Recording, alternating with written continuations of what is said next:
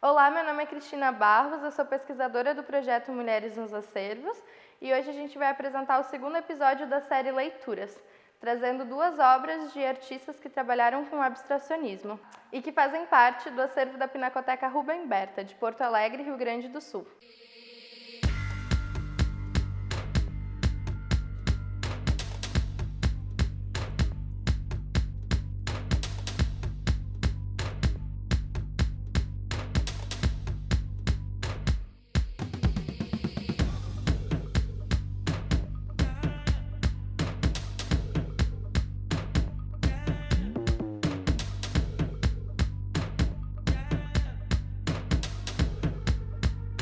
Bom, a primeira obra que nós vamos analisar hoje, então, é essa pintura da artista Tomi Otaki. Ela nasceu em Kyoto, no Japão, em 1913 e se mudou para o Brasil na segunda metade da década de 30 para visitar um irmão. Na década de 50, Tomi Otaki, então, começa a desenvolver seu trabalho enquanto artista. Ela já tinha 40 anos nesse momento e ela inicia trabalhando com obras dentro de uma corrente mais figurativista. Nos anos 60, então, ela começa a desenvolver trabalhos de grandes dimensões dentro do que a gente entende como um abstrato informal. Essa obra que a gente tem aqui na Pinacoteca Rubem Berta é uma obra de 1966, então ela está dentro desse período da carreira da artista. Além dos trabalhos que ela desenvolveu na linguagem da pintura, ela também desenvolveu uma grande produção em gravura e também tem uma notável visibilidade por obras públicas, que estão em espaços públicos em diversas cidades do país. Bom, Tomi Otaki faleceu em 2015, aos 101 anos, e ela produziu obras de arte até os últimos momentos da sua vida. Cabe ressaltar aqui que nos anos 2000 foi fundado um instituto com o seu nome na cidade de São Paulo, que é responsável pela guarda da sua memória e pela difusão do seu trabalho. O Instituto Tomi Otaki hoje é uma das instituições brasileiras de maior relevância em relação ao fomento que confere à arte contemporânea brasileira, o que era um desejo da artista ainda em vida, que pôde acompanhar a construção do Instituto nos seus primeiros 15 anos. O crítico de arte brasileiro Frederico Moraes, em um texto publicado em 2001 a respeito do trabalho de Tomi Otaki, diz o seguinte: é como se Tomi Otaki criasse as formas que precisamos ou desejamos, formas nítidas e precisas, capazes de atender às nossas necessidades, que são profundas e permanentes, de ordem e de beleza, de claridade e de frescor, de transparência. Formas que funcionam como uma espécie de higiene do olhar, um contraponto necessário à fragmentação e dispersão do mundo atual, caótico e veloz, apegado à materialidade dos objetos e ao consumo, um contraponto necessário ao excesso de realidade contingente, ao bombardeio de informações inúteis veiculadas pelos meios de comunicação de massa.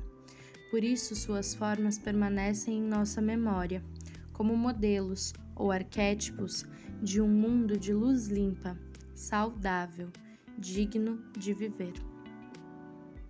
Falando agora mais especificamente sobre essa obra da artista, que faz parte da coleção Pinacoteca Rubem Berta, ela é um óleo sobre tela de grandes dimensões. É importante a gente ter em mente que o acervo da Pinacoteca ele foi constituído a partir de uma doação do jornalista e colecionador de arte Assis Chateaubriand, uma doação que foi feita nos anos 60, e o fato de a gente ter essa obra aqui na coleção demonstra a relevância da produção da artista dentro do sistema da arte daquele momento, o que faz com que um colecionador de renome tenha escolhido uma peça dela para fazer parte desse lote de doações. Bom, antes de qualquer coisa, é importante a gente dizer que as obras da Tomi Otaki, elas exigem uma experiência presencial muito forte. Então, tem alguns detalhes que a gente não vai conseguir captar nem mesmo por um vídeo, quem dirá por uma fotografia, porque são detalhes que exigem uma experiência sensorial com a obra, justamente pela materialidade e pelas camadas pictóricas que a artista vai inserindo nos seus trabalhos. Nessa obra a gente pode perceber traços muito característicos da produção da Tomi Otaki. Um deles é a gestualidade espontânea, com a qual ela trabalha a pictorialidade da obra. Nós temos também algumas marcas dessa tinta a óleo que ela utiliza e vai sobrepondo camadas. Outro traço da produção da Tomi que se destaca aqui é um trabalho com formas circulares, que apesar de não ser o que se destaca na obra, a gente encontra em algumas camadas de materialidade, como aqui nesse canto da obra, em que a gente percebe alguns vincos fazendo um movimento gestual de circularidade, que também se sobrepõe com alguns desses relevos de camada pictórica que a própria artista vai construindo na sua plasticidade. E existe aqui uma sobreposição de cores muito densas, então a gente imagina que atrás dessa camada escura nós tenhamos também uma camada em cores de azul ou violeta que se ressaltam em algumas passagens da obra. Então, aqui nesse vinco abaixo nós temos uma passagem de violeta e acima da obra também existe uma camada mais espessa do que seria talvez um azul marinho, mas que se desdobra em um violeta ao entrar em contato com a área de tinta mais clara que a gente tem. E também a artista confere à obra sua própria iluminação. A gente pode pensar que esse trajeto em uma cor mais clara é uma tentativa de conferir alguma luz própria à própria obra, que se destaca em alguns momentos muito mais do que a própria luz ambiente do espaço em que ela está exposta. E a artista assina no canto direito, então a gente tem a assinatura dela aqui, Tomi 66, porque a obra foi feita em 1966. Mas é uma experiência única que a gente só pode ter ao vivo. Bom, de uma maneira geral, e como muitas obras abstratas, esse trabalho ele convida o espectador a abrir sua subjetividade para uma interpretação aberta, a partir de todos os detalhes e camadas que a artista nos proporciona através dele.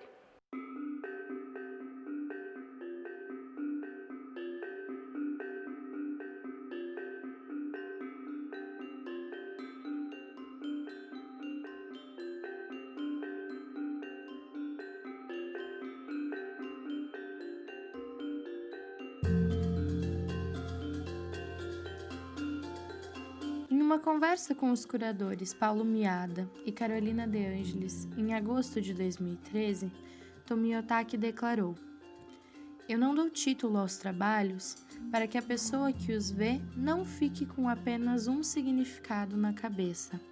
Não ter nome faz com que a pessoa use seu próprio pensamento."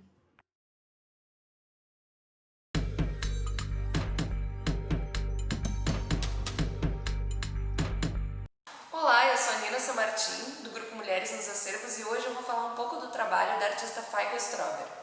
Fajka foi uma grande artista polaco-brasileira, escritora, teórica e professora de arte, nascida em 1920 na Polônia. Ela veio para o Brasil com a família em 1934, fugindo da expansão do nazismo na Europa, e com 13 anos chega e se instala no Rio de Janeiro. Desde criança, Fajka já demonstrava talento e interesse pela arte, mas é só em 1946 que ela começa a se dedicar a esse caminho profissionalmente, quando ingressa no curso de Artes Gráficas da Fundação Getúlio Vargas. Ela foi uma das primeiras artistas no Brasil a se dedicar à gravura e adotá-la como principal mídia de trabalho.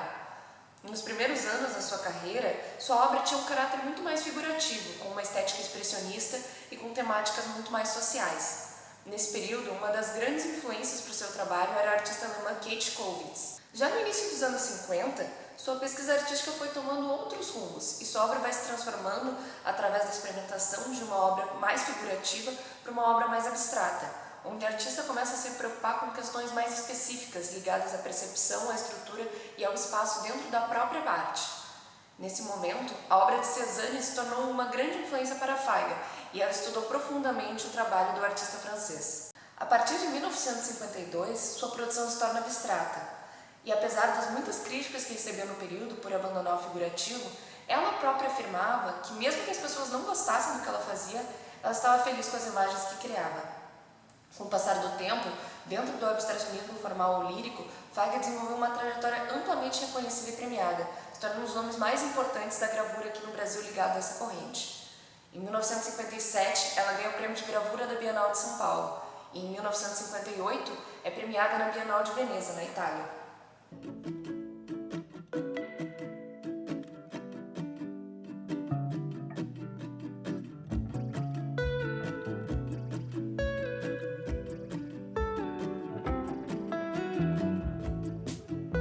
Annabella Geiger, em seu texto de 2006, produzido para o catálogo da exposição Os Caminhos de Feigo Strover, afirma que, por meio dessa profunda e laboriosa compreensão da construção espacial cesaniana, Feiga chegaria a uma concepção própria, individual e autônoma, numa obra de caráter seminal para o abstracionismo informal no Brasil.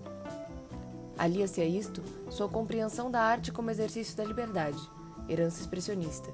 Liberdade esta considerada um elemento essencial para a compreensão de todo o abstracionismo informal e lírico, aqui e no exterior.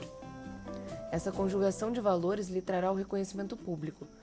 Feigo Strover recebeu, pelo conjunto da sua obra gravada, o Grande Prêmio da 29ª Bienal Internacional de Veneza, em 1958. Um dos pontos característicos do trabalho de Feiga é a forma com que ela estrutura o espaço e compõe os planos abstratos através dessas formas semigeométricas e geométricas que são criadas na matriz de madeira da impressão. Elas são impressas sobre camadas sobrepostas bidimensionais de cor com essas variações tonais, que acabam criando esses contrastes e transparências no trabalho.